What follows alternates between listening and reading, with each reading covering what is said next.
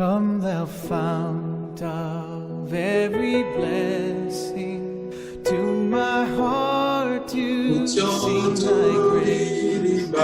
Munezero begereje kugeri wacu aho niho tuzaba iteka ryose ubu tugiye kugerayo mu gihe gito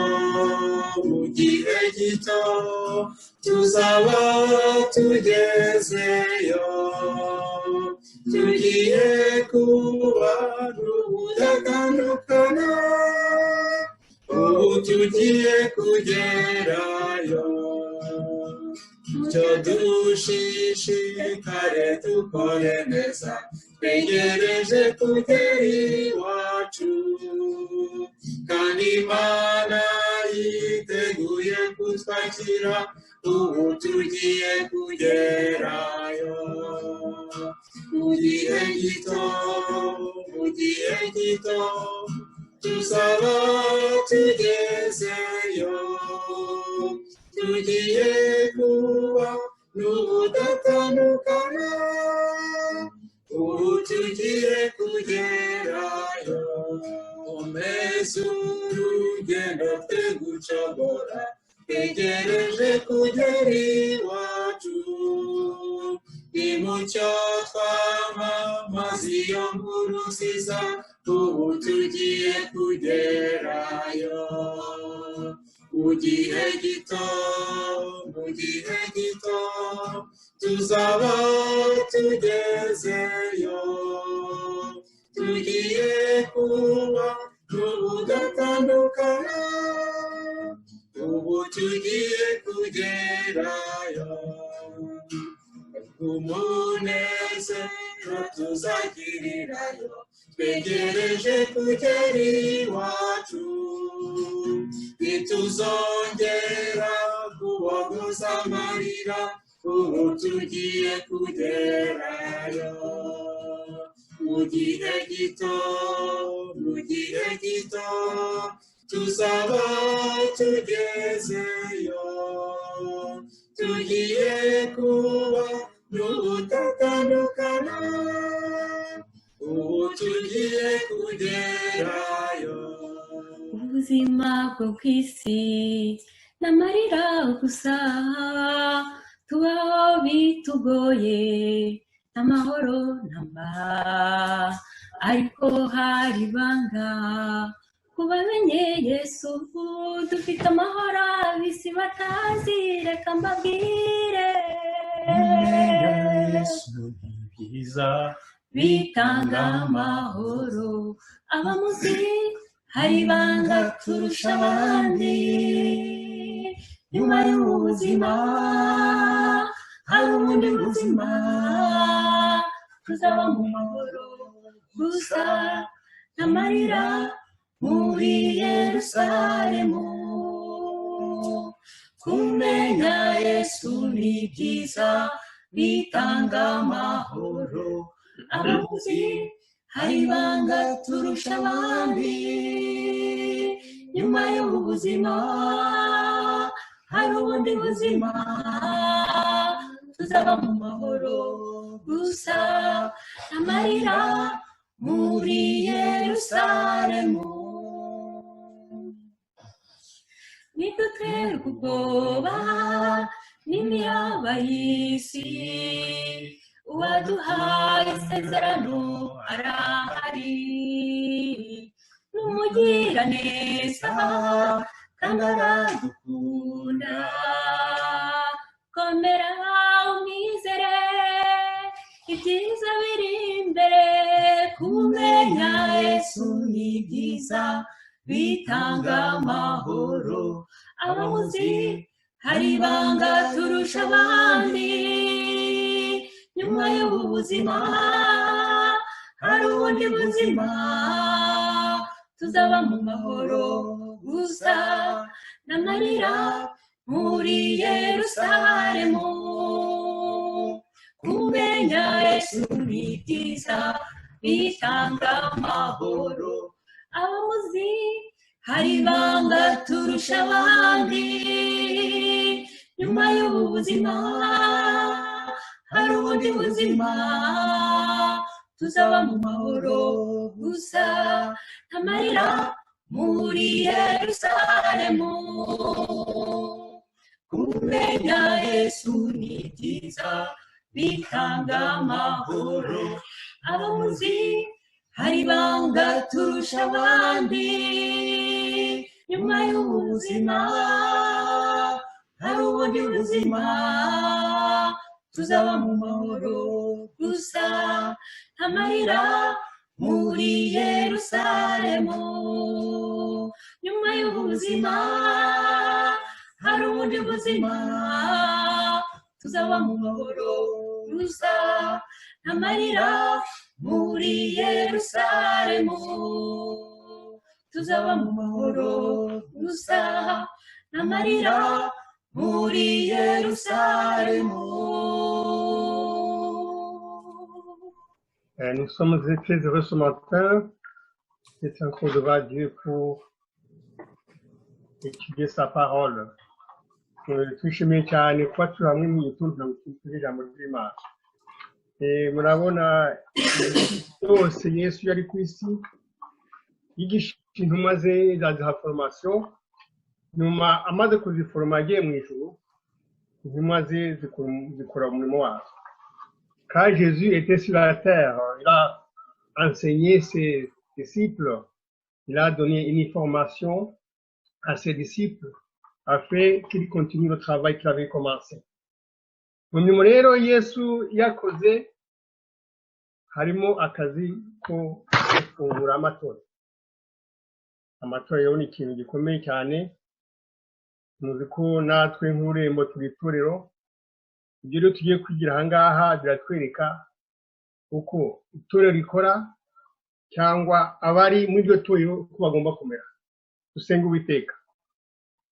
Nyagasani Imana yacu twongeye gushimira ubutungwa n'ubuntu bwawe ari natwe mu gitondo kugeza mu amasaha turimo. Nyagasani ubu nkaba tugiye kwigira ijambo ryawe. Nyagasani Nyagasani ubwo ngiye kuvuga simvuge biri mu mutima wanjye ahubwo Nyagasani uvuge ivuye iwawe. Nyagasani ibya kamere yimvemo bye kujya mu magambo ari buvuge ko Nyagasani umwuka wawe ari bumvugiramo.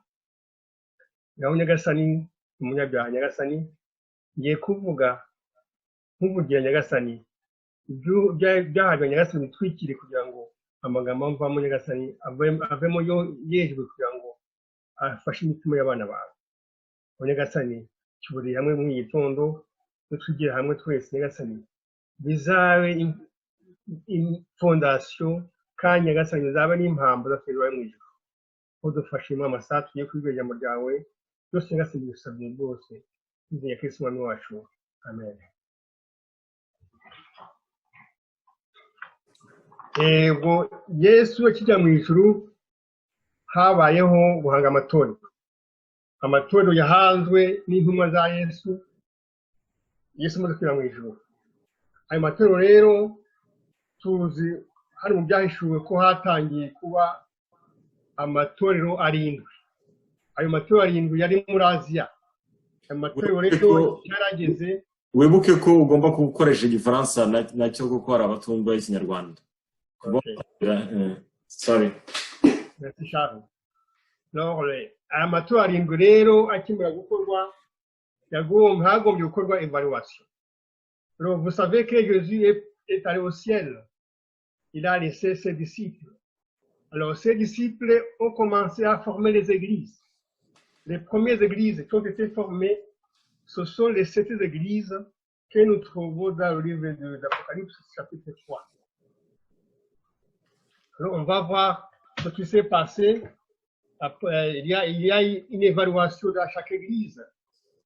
Dans ce moment, aujourd'hui, nous allons étudier le témoignage ou bien une lettre qui a été adressée à l'une des églises qui avait failli à ses devoirs. Ubwo rero abo bana intumwa za Yesu maze gufungura amatorero nk'uko tumaze kubivuga, ayo matorero arindwi yamaze gufungurwa, noneho haba ikintu nyuma yaho ubwo haba ikintu cyo kureba niba ayo matorero akora umurimo wayo neza. Niyo mpamvu rero muri apocalypse ahangaha Yohana yerekanye ubutumwa Yesu yatumye ku matorero yayo kugira ngo arebe niba imirimo yayo ikorwa neza. Alors après l'ouverture de ces églises, nous savons que Jean a une vision. Alors ces révélations, c'était pour les messages à ces églises. Alors pour voir si les églises font le travail comme il faut. Alors on va commencer par lire Apocalypse 3, verset 15. C'est un chapitre chapitre 3, verset 16 de l'Apocalypse. Nous allons commencer à lire son message. Tugiye gutangira rero dusoma ubutumwa bwahawe itorero rimwe itorero ryitwaga Laodikia. C'est l'église de Laodicée dont nous avons étudié ce matin pour voir des temps pour l'église et ses membres à ces périodes. d'alors. Nous commençons par le verset 15, chapitre 3, verset 15. Révélation ou bien Apocalypse 3, verset 15. Nous lisons: Je connais tes œuvres. Je sais que tu n'es ni froid ni bouillant. Ça, c'est le premier verset. Isomo rya mbere ryo mu chapitre 3:15 haravuga ngo nzi ibyo ukora, ntukonje kandi ntushushe. Ubonye iyo uba wari ukonje cyangwa ngo ushyuhe. C'est le premier verset. Le premier verset qui dit: Je connais tes œuvres, que ce que tu n'es ni froid ni bouillant. Vous me suivez? Ni bouillant. Alors, c'est moi, j'ai le verset qui n'est pas complet ici. Tu vas voir dans la Bible. Ok. Chapitre 3, verset 15. Nous lisons ici. Merci un peu.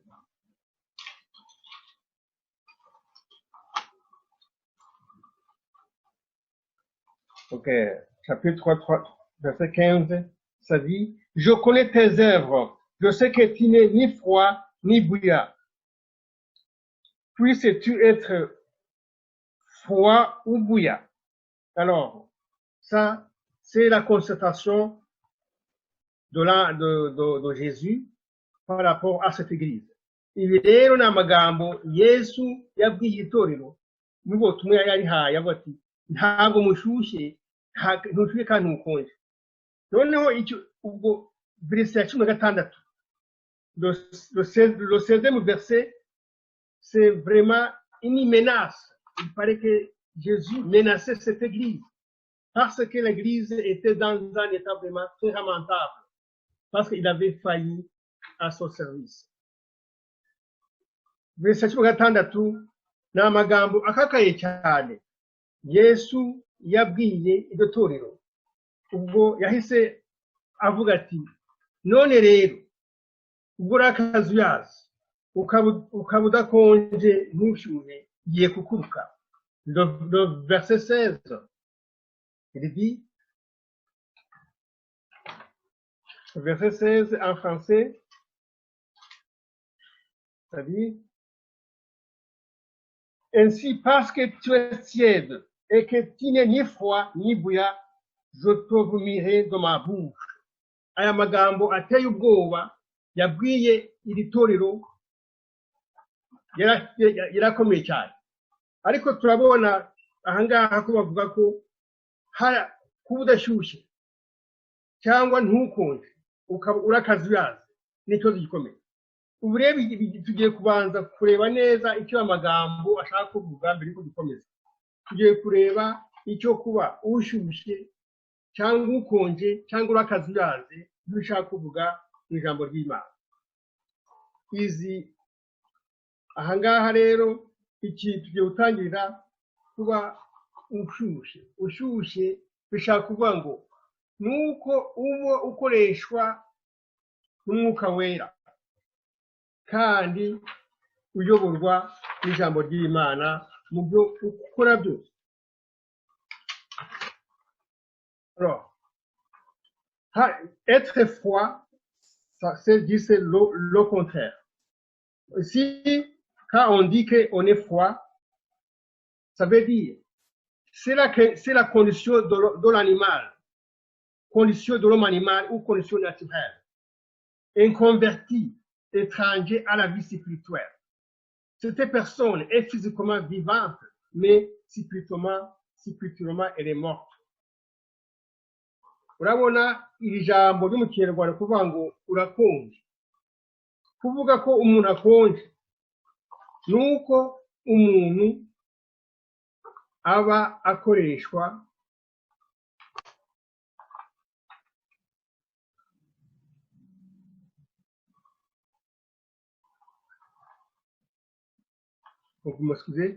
iyo umuntu akonje nuko aba akoreshwa n'ubumuntu, noneho kamere ikaba ariyo ikuyobora. Umukristo rero iyo akonje ntabwo iby'Imana nta na kimwe yemera, nta nubwo yemera ko Imana ibaho, nta nubwo yemera ko umwuka wera umuyobora, ahubwo ibintu byose aba ariho nk'umuntu ariko iby'Imana aba yarapfuye. En tant qu'une personne froide, quand on est froid, on est toujours dirigé par la nature humaine. On ne reconnaît pas l'Esprit de Dieu et Dieu lui-même. Alors, ceci, c'est un problème pour les chrétiens. Quand on est froid, on ne connaît ni Dieu, ni son Fils, ni le Saint-Esprit. Noneho tukaba dushobora gusoma mu rwa mbere rw'Abakorinto igice cya 14 havuga ngo umuntu ugengwa na kamere, umuntu ukonje ugengwa na kamere ntasobanukirwa n'ibyerekeye mwuka w'Imana, ndetse abyita ubupfu. Ku muntu uyoborwa na kamere akaba ari umuntu nyine ubwishe ukonje, ntabwo iby'Imana abyitaho. Iyo ubuze iby'Imana ubibwira umuntu uyoborwa na kamere, umuntu ukonje, abona ko uri umusazi, duvuga ntabwo biba bifite sens. En tant qu'une personne qui est dirigée par cette personne froide, autrement dit, c'est une personne naturelle. Dans la Bible, on a utilisé l'autre mot, on dit l'homme animal. L'homme naturel ou l'homme animal.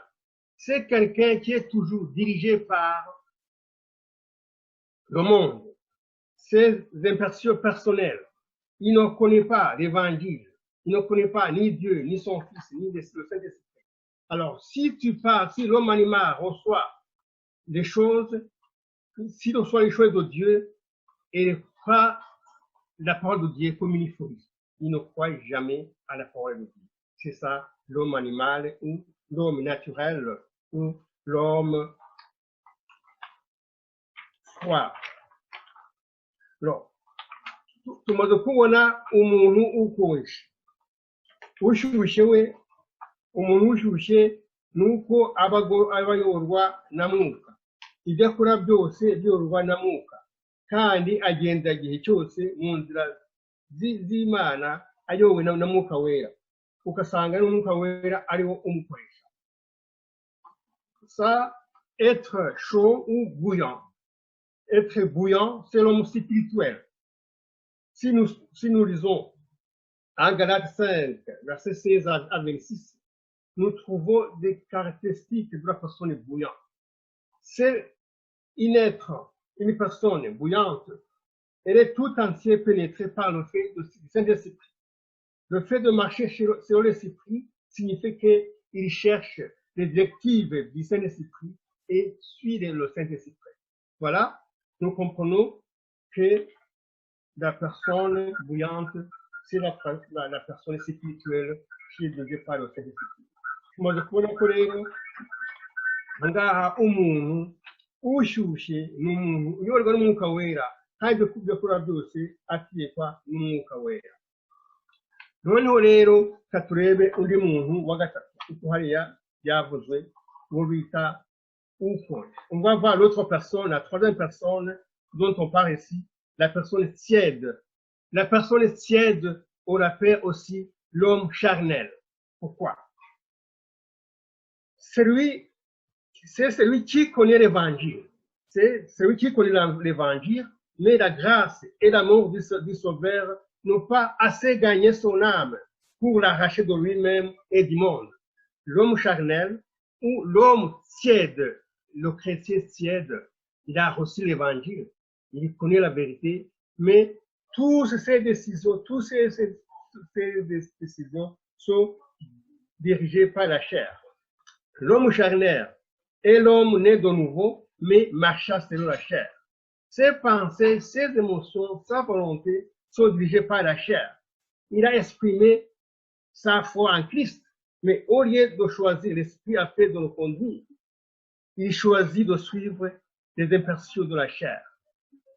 Ahangaha rero umuntu ukonje uyu nguyu bamwita umuntu w'umubiri, umuntu uyoborwa n'umubiri, ni umuntu wabonye ijambo ry'Imana, uzi Yesu, ariko ugasanga ibyo akora byose ategekwa n'umubiri. Ni umuntu wizera Yesu, ariko kugira ngo yakire umwuka wera yikurikira igihe cyose ibintu bya kamere, ntabwo yita ku ijambo ry'Imana. Il est libre de choisir de marcher sur l'esprit, mais se trouve continuellement vers le choix proposé par la chair. Uwo muntu rero afite amahitamo yo kuko ni umuntu wakiriye uzi Yesu wamwakiriye, afite rero uburenganzira bwo gukurikira umwuka wera, ariko kubera kamere ye yaganjije umwuka wera, usanga ibintu byose akora biyoborwa na kamere. En conséquence, sa vie quotidienne ressemble plus à ce que l'homme naturel qu'à celle d'une personne spirituelle. En conséquence, je répète, sa vie quotidienne ressemble plus à celle de l'homme naturel qu'à celle de l'homme spirituel. Uyu muntu rero ukekwa na kamere aho usanga ari hagati y'umuntu naturel ubye l'homme animal, akaba no hagati y'umuntu spirituel. Kuko ayoborwa na kamere, usanga ibyo akora byose bimuganisha ku muntu wa kamere, nubwo aba azi Yesu Kristo, akaba azi yaba yarabonye n'ubutumwa, akaba yarabonye n'ijambo ry'Imana rimwigisha gukurikira Yesu, we ko uwo muntu akenshi aho kugira ngo akurikire umwuka wera yikurikira ibyo kamere imweretse. Urabona rero ko ari hagati y'ururimi, ari hagati y'umuntu umukristo ukurikira umwuka wera n'umukristo ukurikira kamere. Uyu rero ugasanga ibyo akora byose bimeze nk'iby'umuntu ukoreshwa na kamere. None rero kadukomeze mu masomo yacu. Hano kadukomeze si le verset 16. Le verset 16, nous lisons: ainsi, parce que tu es tiède et que tu n'es ni froid ni bouillant, je te vomirai de ma bouche. Ça, c'est une menace. Ce chrétien est menacé. Cette église était menacée. Musumda cumi na gatandatu avuga ngo hano amagambo akakaye cyane rero ari yerekana ko hari abo habonetse ikibazo. Noneho Yesu abwira iri torero, none rero ubwo uri akazuyazi ukaba udakonje ntunashyuhe, ngiye kukuruka. Ahangaha rero habaye ikibazo gikomeye cyane. Kubera iki rero? Kadusome noneho isomo rya 17. On va lire le verset 17. On va voir pourquoi son message. Le verset 17. Parce que tu dis, je suis riche, je me suis archi et je n'ai besoin de rien. Et parce que tu ne sais pas que tu es malheureux, misérable, pauvre, aveugle et nu. Isomo rya 17 riravuga ngo uravuga uti ndi umukire ndakungahaye cyane ntacyo nkeneye na busa nyamara ntuzi ukuntu uri umutindi wo kubabarirwa ntugira shinge na rugero uri impumyi kandi wambaye ubusa.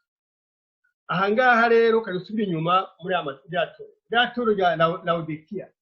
Laodikiya mu gihe cy'ubutumwa, Laodikiya yari ikize cyane, ikaba yari ifite ubukire bukomeye. Mbese mu bwami bw'abaroma umujyi wa Laodikiya niwo wari ukomeye cyane, wari ukize kurusha indi yose.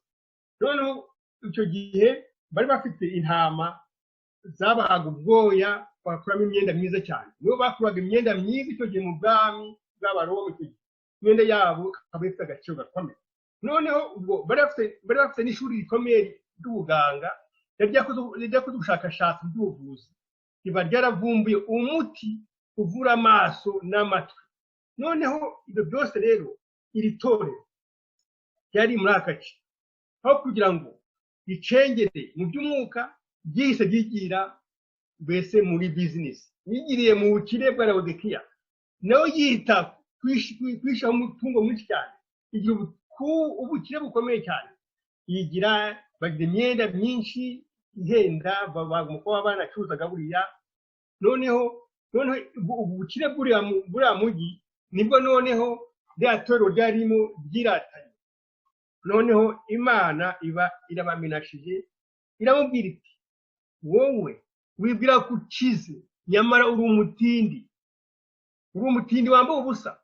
Niyo myenda bakuraga yari ihenze biratanaga. Imana Yesu yavuze ati mwambaye ubusa, kandi niwo muti bavuga ngo bafite ukiza amaso n'impumyi, nta n'icyo babona n'impumyi.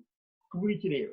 Ntabwo rero Yesu yari yishingiye ku bukire bw'isi, biyibagije ko ubukire bw'isi ntacyo bumaze. Alors, ils avaient oublié. Alors, je vais vous parler de cette ville, de Laodicée. C'était une ville très riche, très très riche. Cette ville, pendant cette période, la ville avait plusieurs moutons qui les donnaient de la laine. De la laine, on fabriquait des habits, très belles habits. Et puis, ces habits étaient très chers. On les vendait dans le monde entier, dans cet empire romain.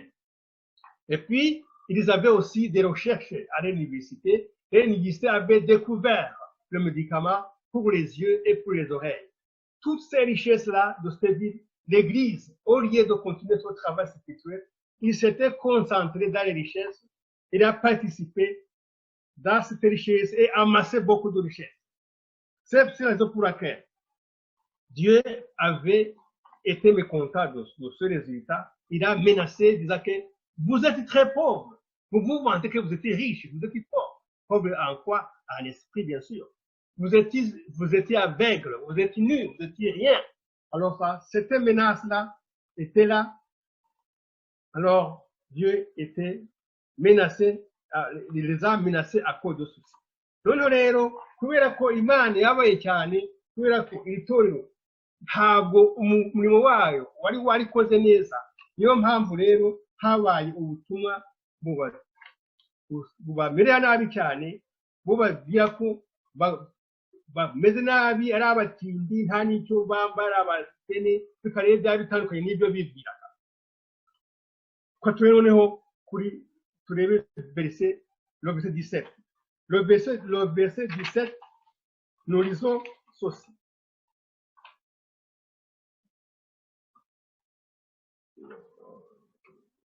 Non, ok, verset 17, nous l'avons vu, verset 18. Alors, Jésus, après avoir remarqué que ces gens-là se vantaient de la richesse, mais pourtant, ils n'étaient pas riches, comme l'Église, ils étaient pauvres. Spirituellement, ils étaient pauvres. Alors, Jésus a commencé à les donner un conseil, des encouragements il a dit, je te conseille, toi l'Église, d'acheter de moi de l'or, éprouvé par le feu, afin que tu deviennes riche et que tes vêtements blancs. Et Charles, est-ce que vous m'écoutez bien? Charles, vous m'écoutez bien, Charles? Oui, oui, on t'écoute bien, c'est bon. Très bien, parce que mon internet est un peu de problème. OK. C'est Alors, bon. il a dit, je te conseille d'acheter de moi de l'or éprouvé par le feu, afin que tu deviennes riche et des vêtements blancs, et afin que tu sois vêtu pour cacher ta honte, de ta nudité, afin que tu puisses avoir aussi du collier pour oindre les yeux, afin que tu vois. Vous voyez ces gens-là qui sont vantés de ces richesses matérielles. Jésus, il a dit que ces richesses ne vaut rien. C'est seulement de lui qu'il allait avoir de l'or, ou bien ces richesses dont il parlait, ces vêtements blancs avec le médicament pour les yeux, tout ça. Alors, Dieu a dit de ce qui est contraire de ce qu'il pensait. Mu kinyarwanda rero katurebe isomo rya 18 hano habaye rero kuko Imana yasanze ko abo bantu ari abakene ubukiri bibwira ko atari bwo ari noneho Yesu ahita abavuga ati kamagira inama mabwire ni conseil yo kubafasha kugira ngo bagaruke bese 18 nicyo gituma nkugira inama yo kunguraho izahabu yatunganijwe n'umuriro maze ubone kuba umukungu ungureho n'imyambaro yera kugira ngo uhishe ubwambure bwawe buteye isoni kandi ungureho umuti wo gusiga ku maso kugira ngo uhumuke urebe. Ahangaha rero urabona ko ibyo bari bafite bibwira ko ari bizima. Yesu yari kubyina zeyi ati ahubwo mwebwe mu nsange mungureho ubukire, iyo zahabu nziza bishobora kubagira abakire, kandi niyo myambaro myiza mugomba kwambara yo guhisha ubwo bwambure bwanyu muyibone, noneho mubone n'uwo muti wo kugira ngo bagure amaso mubone.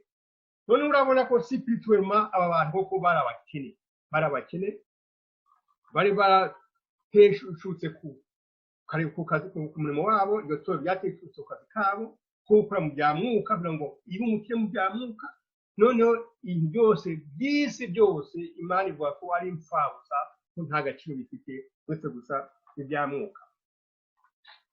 Après ces menaces, Dieu est amour. Après ces menaces, il a commencé à les encourager pour se détourner de ces choses mondaines, pour essayer d'avoir ces richesses spirituelles dont ils avaient besoin. C'est pourquoi, encore, au verset 18, il dit, verset 18, il dit, non, verset 19, le verset 19, moi, je reprends et je châtie tout ce que j'aime, et donc zèle et répare-toi. Alors, voilà. Ici, Jésus les parlait de la pauvreté. Alors, la pauvreté, c'est qu'ils avaient laissé le Saint-Esprit, ils s'étaient enrobés dans la vie charnelle. Alors, il est demandé de se convertir. Alors, mais il est dit, si vous ne vous convertissez pas, je dois vous punir. Vous voyez, Jésus châtie, mais Jésus a châtié ses enfants. C'est comme on essayer de les enseigner et les montrer ce qu'ils doivent faire pour retourner au bon chemin. Alors, ces conseils de Jésus, c'était d'avoir de la zèle et se repentir. Ce zèle et la repentance, c'est cela dont ils avaient besoin. Alors, mais il a dit, si vous ne suivez pas ces conseils, des fois, je dois vous châtier. Mais à vous châtier, vous allez apprendre que je suis votre Dieu et votre Père. Aha ngaha rero isomo rya 19 hano biravuga ngo abankunda bose ndabacyaha nkabacishaho umunyafu, nuko rero gira umwete wihane. Toujours après avoir menacé son église, et puis il les a encouragés de sortir de leur pauvreté spirituelle. Mais il a dit, si vous ne vous repentez pas, je dois vous punir. Des fois, en punissant son peuple, c'est pour leur montrer qu'ils doivent se détourner de les mauvais chemins, pour suivre ses conseils, de se repentir et de suivre ses directives. Aha rero abana b'Imana cyangwa itorero, hari iyo batakurikije inama z'Imana, hari igihe Imana iduha, ariko guhana kw'Imana akenshi nko kutwigisha, kudukebura kugira ngo tujye mu nzira nziza. Ubundi ntabwo Imana iteza ibyago by'inhano, ahubwo yemera ko bibaho. Hari kwemera no guteza. Imana ntabwo iteza akaga mu kubana bayo, ahubwo yemera ko bibaho kugira ngo yigishe abana bayo. Donc après avoir menacé son église ou son peuple ou ses chrétiens, après avoir encouragé, alors il sous-entend que si jamais il n'y a pas de repentance ou bien d'avoir du zèle dans leur vie spirituelle, il y a un châtiment. Mais ce châtiment, il est en même temps, ou bien une leçon, ou bien en même temps les conseils pour aller dans le bon chemin, pour suivre le Seigneur. Donc, après, voyez ici, après, Jésus ne tarde pas à punir si jamais on ne suit pas ses conseils. Au verset 21, au verset 20, nous allons lire. Jésus, il va essayer de tendre la main à son peuple ou à son église. Malgré ces menaces de les punir, mais des fois de compliquer les vies, il fait le premier pas dans les relations avec son peuple. Il dit, verset 20, voici je me tiens à la porte et je frappe. Si quelqu'un entend ma voix et ouvre la porte, j'entrerai chez lui et je souperai avec lui et lui avec moi. Isomo rya 20 hano rero tugiye gusoma mu Kinyarwanda hano. Nubwo Imana yabarakariye ikabamenasa cyane, nyuma yaho kubera urukundo rwayo ikabereka inzira bagomba gucamo ibankuraja kwihana, noneho ikabereka ko ntabwo Imana itinda guhana abatinze kwihana kandi ikabamirira nabi, ariko nyuma yaho kubera urukundo rwayo iramburira akaboko abana bayo biteguye guhinduka bakihana. Noneho tugasoma hano ku isomo rya 20 aba ngo, dore mpagaze ku rugi ndakomanga, unyumva wese agakingura nzinjira iwe nsangire nawe kandi asangire nawe. Nubwo urabona ko aba bana iri toro ryakoze amakosa, Imana irarakaye yereka ko utashimishwe n'ibyo bakoze, uvuze ko yaberetse inzira bagomba gukora kugira ngo bave mu bwo bukene bwabo bwa mwuka ubihane. Yeberetse ko bakutihana kwabo bashobora guhanwa kandi bakamirwa nabi, ariko ibaramburira akaboko, dore mpagaze ku rugi ndakomanga, niyo mwiteguye ko ninjira iwawe tubane. Urabona ko ahangaha habaye ikintu gitangaje. Noneho rero au verset 21, au verset 21, c'est le verset qui dit, verset 21 qui dit, celui qui vaincra, je le ferai asseoir avec moi sur mon trône, comme moi, j'ai vaincu et me suis assis avec mon Père sur le trône. Si au verset 21, vous voyez, il a parlé de tous ces problèmes. Il a menacé son peuple. Il a essayé de leur montrer comment se détourner de ces problèmes pour prendre le vrai chemin. Alors, il les a encouragés. Mais c'est lui qui ne prend pas ses conseils, qui ne prend pas compte de l'amour de Jésus, donc de se repentir et d'ouvrir son cœur à Jésus. Alors, celui-là, il a un problème. Mais celui qui va vaincre tous ces problèmes-là, qui va essayer de vaincre la tiédeur et vraiment avoir un cœur bouillant. Celui sera récompensé. Cette récompense-là est toujours très intéressante à son peuple. Toutes ces personnes qui vont écouter ces conseils, malgré les difficultés qu'ils ont eues, et retourner dans le bon chemin. Vous savez, dans l'histoire d'Israël, vous savez, toutes les fois quand ils marchaient dans les mauvais chemins, il y avait toujours des menaces et des punitions graves. Mais après avoir accepté et retourné vers le Créateur, dès les vies revenaient normales, des bénisseurs comme il le faisait, avoir des problèmes. Alors, ceux qui vont vaincre toutes ces difficultés vont recevoir la vie éternelle. Alors, murabona ahangaha rero isomo rya 21 haravuga abantu bazatsinda ubwo ako kazuyazi, bazava mu buzima bw'akazuyazi, bakaba mu by'isi, bakemera gukurikira Imana. Nubwo urabona ko hejuru Imana yamaze kubereka ibyo bakora, ibamenasa no kubarimbura, ariko kubera urukundo rwayo yabahaye akaboko. Nyamara ndakihanganye, muze rwose ndakomanga, unkingurira ntingiriwe ntacyo ari bube, ndamwakira abe umwana wanjye. Kadusome muri verse ya 21. Utsinda nzamwambika,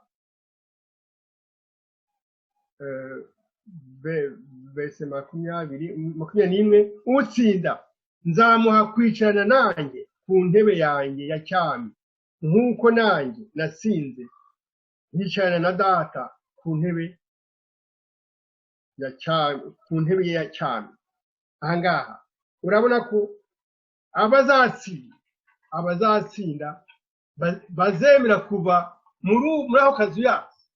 Aba ngaba bose bazahembwa, nubwo byatangiye bimeze nabi, bakora nabi, Imana ikabamenasa, ikaba inama, ikanabamenasa, noneho nyuma itanda ibaha akaboko, ibakira, kugira ngo abazemera kumva inama nabagiriye bazava muri ako kazuyazi b'abana banyu. Noneho rero abatazatsinda, noneho turebe abatazatsinda. Kandi usome muri Matayo 7:21 kugeza 23. Matayo 7:21 kugera 23. Kandi usome ahangaha haravuga ngo abangaba rero ko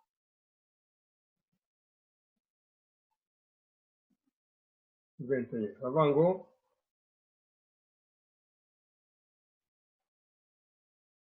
umutwe w'amagambo uravuga ngo abatazemerwa mu bwami bw'ijuru, abahora bampamagara ngo nyagasani nyagasani, siko bose bazinjira mu bwami bw'ijuru.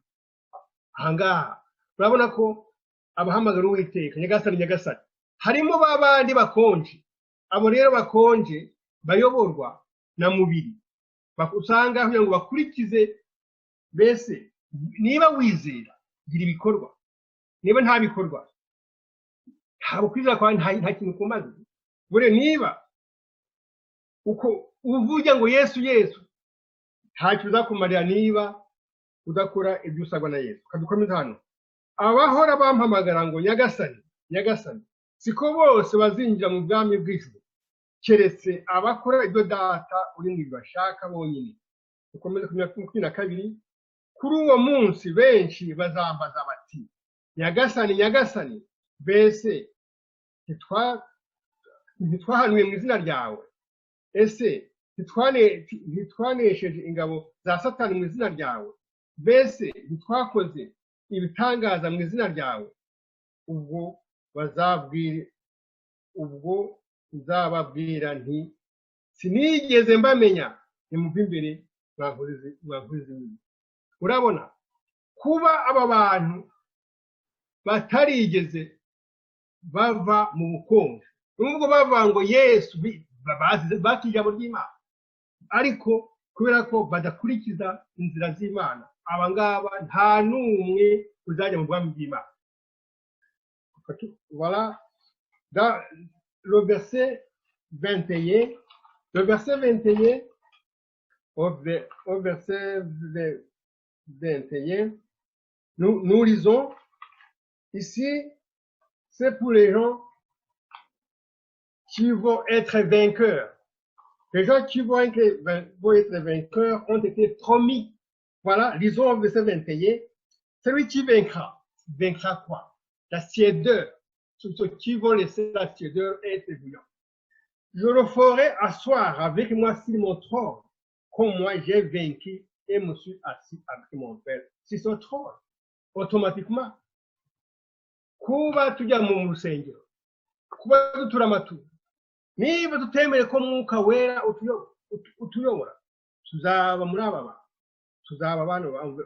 Si jamais, même si on va à l'église, même si tous les mois nous donnons la dîme et l'offrande, mais si nous ne suivons pas le Saint-Esprit et nous repentir, nous avons pas de problème.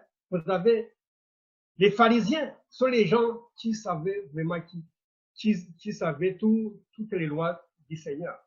Mais comme leur vie était sienne, ils ne répondaient pas vraiment aux exigences pour aller au ciel. Il est parmi ces gens qui vont avoir des problèmes. Alors,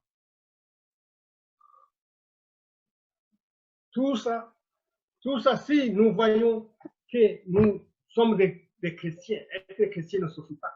Il faut être chrétien qui pratique la vie spirituelle. La vie spirituelle est nous enlever de la tiédeur.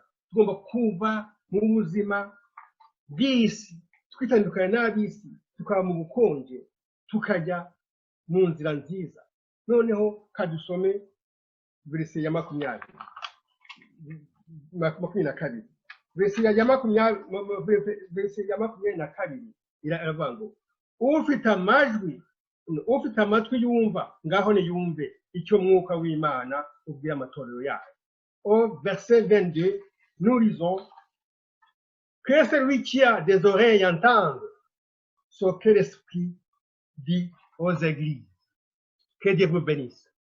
Imana ibafashe, Imana iduhire kugira ngo dukomeze tuba abana bayo, tuva mu nzira zo kuba akazuyaze, ushyuhe, twihane, twabana b'Imana. Imana ibahindisha. Amen. Pécheur, je voudrais te guérir. J'ai vu tes larmes et ta souffrance, mais pour avoir la délivrance, il faut apprendre à m'obéir. Voici, je me tiens à la porte. Je suis ton maître et ton sauveur. La paix, le bonheur, je t'apporte. Ne veux-tu pas m'ouvrir ton cœur? Tu sais que je suis né pour toi, que pour toi j'ai donné ma vie. Ton cœur est-il l'hôtellerie? Ta place est belle pour ton roi. Souvent, année après année, chez toi j'ai frappé mes enfants.